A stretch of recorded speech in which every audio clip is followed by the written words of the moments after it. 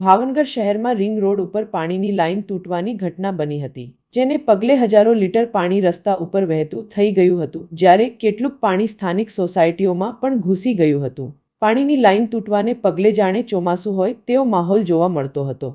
હજારો લીટર પાણી રસ્તા ઉપર વહેતું હતું અને સોસાયટીઓમાં ઘૂસી જતા લોકોને હાલાકીનો સામનો કરવો પડ્યો હતો।